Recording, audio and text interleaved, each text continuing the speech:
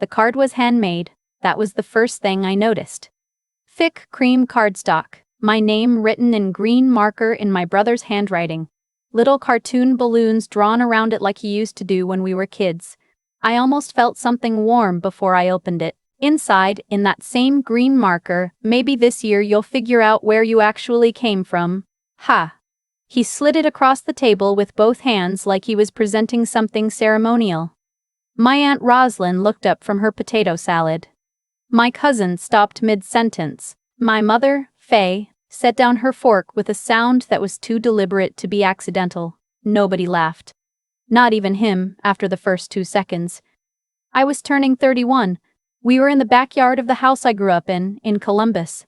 Paper plates, citronella candles, the same folding table we'd used for every birthday since I could remember. I set the card face down beside my plate, picked up my glass, and smiled at my aunt like nothing had happened. But I saw my mother's face, and her face told me that something had. Let me back up. My older brother's name is Colt. He's 4 years older than me. Broader, louder, the kind of person who walks into a room and recalibrates it toward himself without trying. We were never particularly close, but for most of my life I would have called us fine. Functional. We didn't fight. We didn't confide in each other either. He was my parents' first child, and I was their second, and the space between us was polite and unremarkable. Our father, Gerald, died 3 years before that birthday. A cardiac event, sudden, 2 days after Thanksgiving. He was 62. He was the kind of man who coached my soccer team without being asked and remembered the name of every friend I ever mentioned. His absence left a specific hollow in every room of my life that I still sometimes step into without expecting it. After he died, something shifted in Colt that I didn't have a name for at the time. He became more proprietary about my parents' house, about family decisions, about things that had never required his opinion before. He started calling himself the head of the family in a way that felt less like grief and more like a promotion he'd been waiting for. I lived in Pittsburgh by then. I worked in forensic accounting, finding financial irregularities in corporate structures, tracing money that companies wanted untraceable. I was good at it. I had learned young to notice when numbers didn't match the story being told around them. I drove home for my birthday because my mother asked me to. She'd sounded tired on the phone, the specific kind of tired that isn't about sleep. I should have asked her more questions. I didn't. The backyard party was Colt's idea, apparently. He'd organized it, invited the extended family, set up the table, bought the decorations. My mother had let him. I thought at the time that it was a gesture, something like brotherly effort. I understand now that it was staging. When I opened the card and set it face down, I felt my mother go very still across the table. Not the stillness of someone surprised. The stillness of someone waiting to see what happens next. She already knew what was in the card. She had known before I arrived. That night, after everyone had gone home and Colt had left with a beer in his hand and a story about an early morning, I sat at the kitchen table with my mother. She made tea. She didn't drink. She kept her hands around the mug. I asked her directly what Colt had meant. She said she'd always meant to tell me. She said the timing was never right. She said she was sorry, in that order, which is not the order those things should come in. What she told me, my biological father was not Gerald. She had been in a relationship before she met Gerald, during what she described as a complicated year. She'd gotten pregnant. The relationship had ended. She'd met Gerald 6 months later, told him the truth, and he had chosen, her word, chosen, to be my father from the moment I was born. He was listed on my birth certificate. He had never in 31 years treated me as anything other than his daughter. He had never told me. I asked her how long Colt had known. She looked at her tea. A long time, she said. I asked her how long. She said Gerald had told Colt when Colt was 19. He had thought Colt was old enough. He had thought it would help Colt understand why I sometimes felt like a stranger in the family dynamic Colt had been building in his head. He had thought, I think, that telling Colt the truth would create compassion. He had misjudged his son. Colt had been holding this for 12 years. 12 years of family dinners and holidays and my father's funeral, where Colt had cried genuinely. I believe that, but also where he had stood at the reception afterward and received condolences about losing his father with a different weight than I had. I see that now. He had been losing something different than I was. I didn't sleep that night. I lay in my childhood bedroom with the glow-in-the-dark stars still on the ceiling from when I was 8, and I thought about Gerald, about the way he used to proofread my papers for school without changing my voice, just flagging things quietly in pencil. About the way he called me on the first day of every new job I ever started, just to say he was thinking of me. About every single thing he had never said and had never needed to say because his presence had said it louder. I thought about Colt reading a handwritten card at a birthday party and drawing cartoon balloons around a cruelty, and I thought, he has been waiting 12 years for a moment to use this. The birthday party wasn't kindness, it was a setup. The only question was, why now? I drove back to Pittsburgh the next morning without answering that question. I needed distance before I could think clearly. It's what I do in forensic work too. When the numbers are making you angry, you step away from the spreadsheet, you come back with cleaner eyes. 2 weeks later, I got a call from an attorney named Mr. Finch. He was a quiet man on the phone, methodical, the kind of voice that costs a lot per hour. He told me he handled estate matters, that he had been Gerald's attorney and that there were conditions in Gerald's estate that had recently been triggered. He suggested I come in person. He suggested I bring representation. I called a colleague in Pittsburgh, a woman named Miss Court Tran, who handled civil litigation and did not seem impressed by anyone or anything, which is exactly the quality you want in that room. I told her what I knew. She told me to send her everything. The week before the estate meeting, I did what I do. I started looking. I went back through everything I had access to, shared family documents, emails my mother had forwarded over the years about the house, a property transfer document Colt had asked my mother to sign 18 months earlier that she'd mentioned in passing and then never mentioned again. I called my mother and asked her to describe it. She said it was something about refinancing, that Colt had explained it and she'd trusted him. I asked her to find the original. She couldn't find it. It wasn't in any of the places she normally kept paperwork. I asked her if she had a copy of anything she'd signed in the last 2 years related to the house or to Gerald's personal accounts. She had almost nothing. Colt had been the one organizing the paperwork after Gerald died.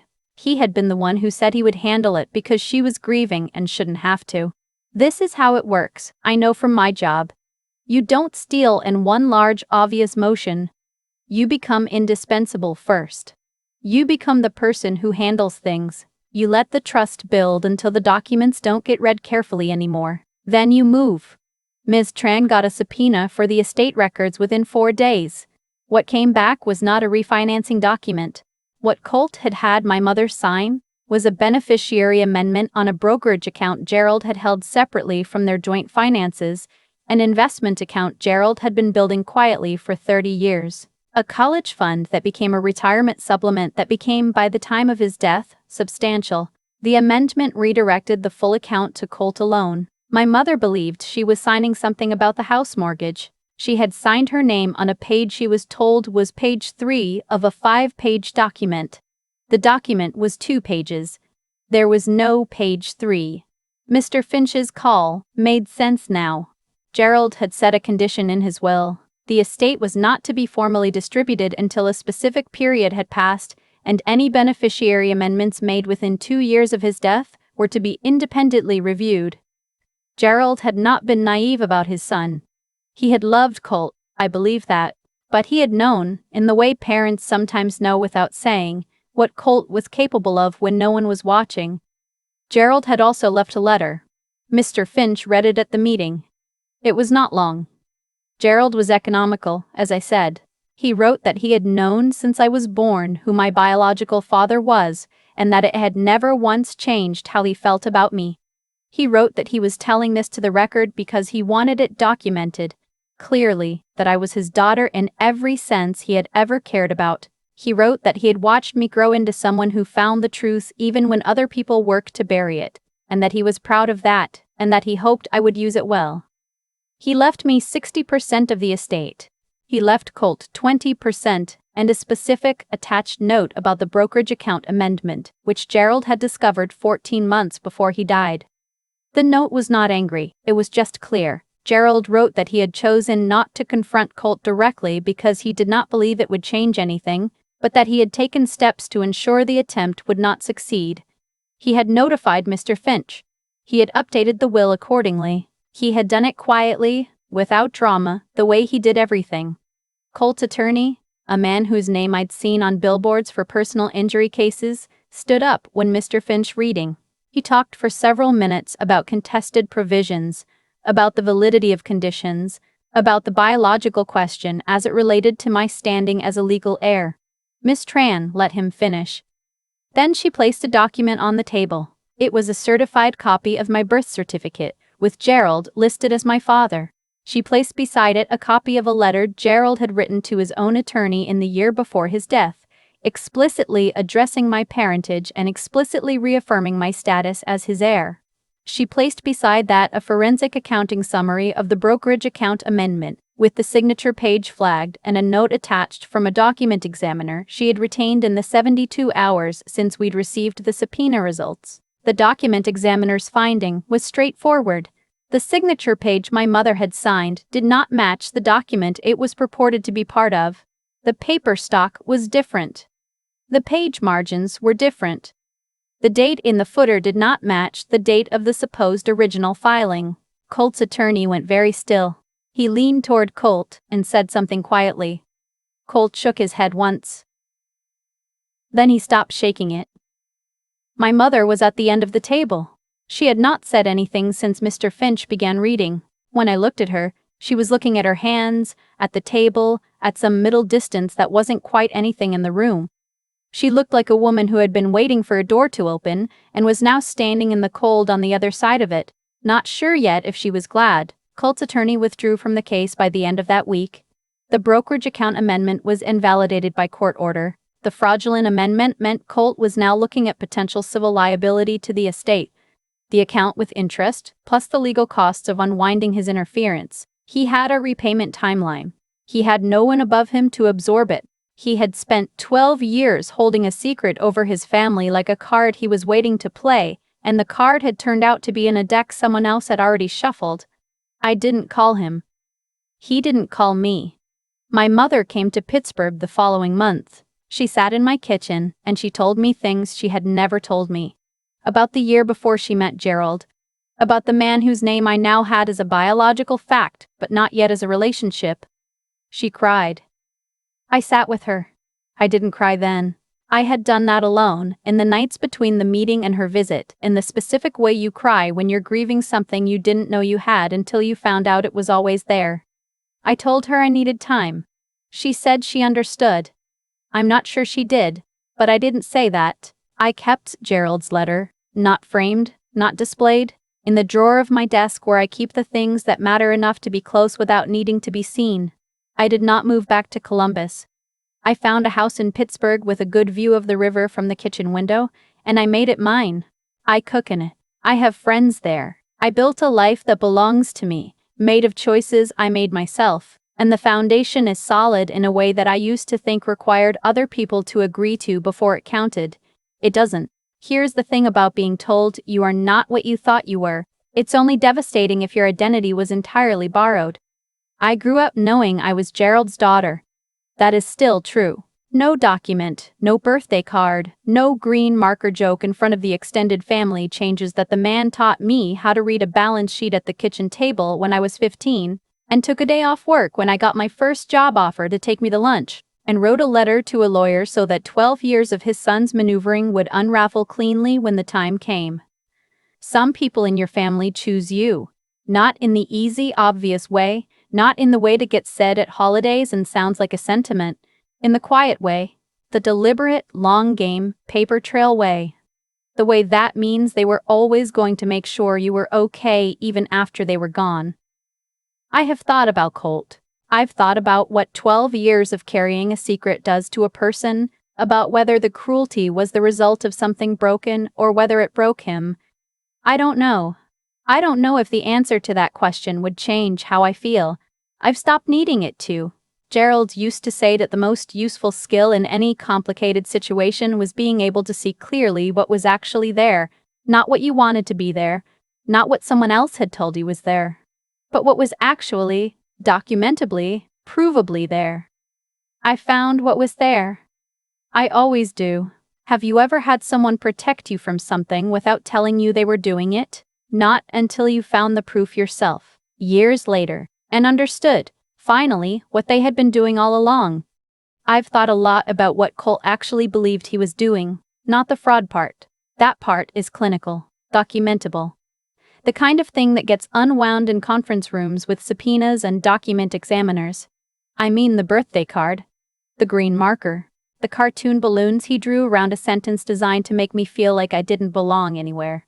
I think he believed it would work. I think he had been holding that secret for 12 years, and in his mind it had grown into a weapon, something precise and final, and on the day he finally used it, he expected me to collapse inward, to spend months questioning everything I thought I knew about myself, to be too busy grieving my own identity to look at what he was doing with the paperwork.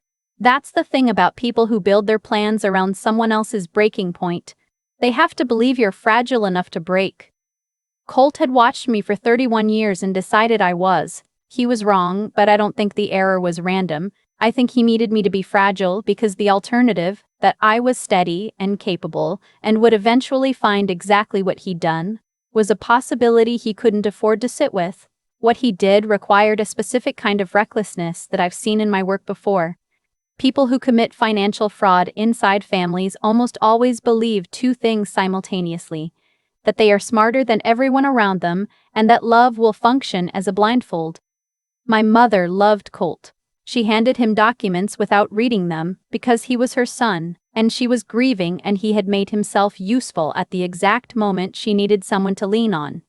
He used her trust like a tool, and the reason that is its own kind of consequence, separate from the legal one, longer lasting, is that trust, once used that way, doesn't come back. He didn't just take money. He took the version of himself she had believed in. Gerald knew. That's what I keep coming back to. He knew what Colt was, not in the way a parent gives up on a child, but in the clear-eyed way of someone who has watched a person make choices long enough to understand the pattern. He didn't confront Colt. He didn't write him a warning. He built a structure that would hold me up after he was gone, quietly, without telling me, because he understood that the most durable protection isn't a conversation, it's documentation. There is something about that kind of integrity that I find almost impossible to articulate. He didn't do it so I would know. He did it because it was the right thing to do, and he would have done it whether or not I ever found out. That's the difference between a performance of goodness and the actual thing. One needs a witness. The other just needs to be true. I carry that with me now as a kind of standard, not for other people. I've stopped spending much energy measuring other people against it. For myself, when I'm in a situation where no one would notice if I cut a corner, if I let something slide, if I let the easier version of a thing stand in for the honest one. I think about a man who wrote a letter to his lawyer and updated a will and said nothing to anyone, just because it was right. The choices that define you are almost never the ones made in public.